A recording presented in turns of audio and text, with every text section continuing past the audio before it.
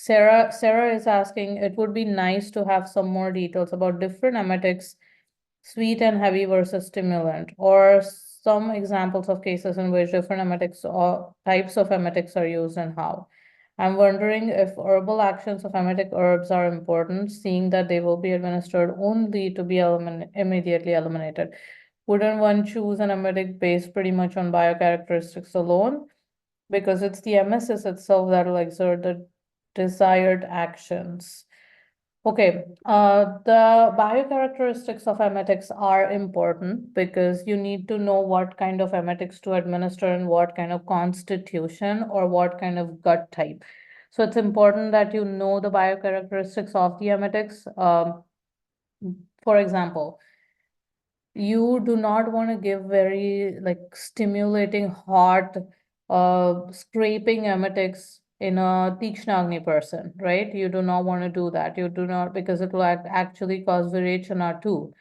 More than Vamana in a Pitta person, if you use very hot, heavy stimulant once, it will cause virechana more than causing Vamana. Okay. So you need to know where to use what type of emetics. So I would say in a Pitta person, um, with Tikshna Agni,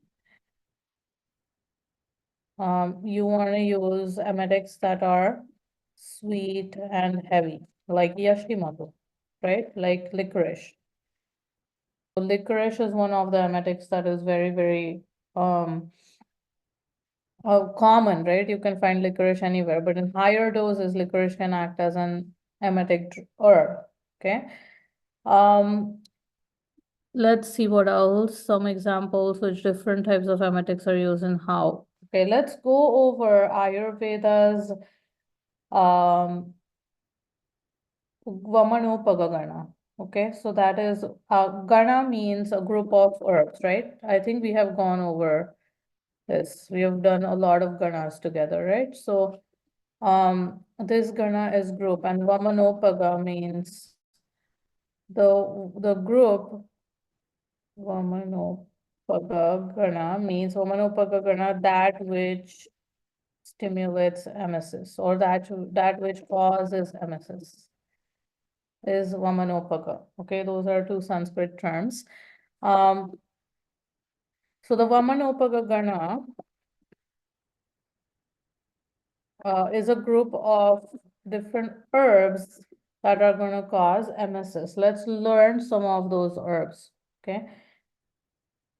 One herb is madhu, that means honey. Okay.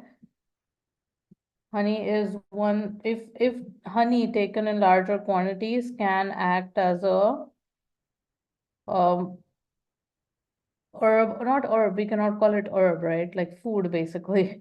It can act as a very potent emetic. It has a very emetic action. Honey is, how is honey? Can someone tell me the qualities of honey?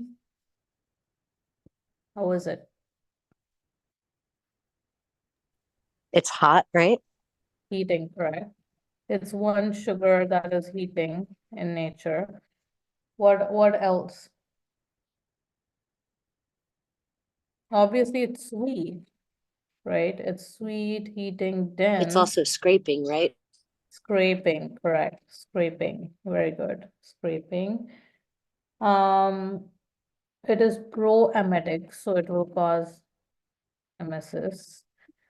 Um, dry, hot, and dry, hot, penetrating. Penetrating. Stable is another quality of honey. And mostly it's sweet tasting with some astringency, okay? With astringent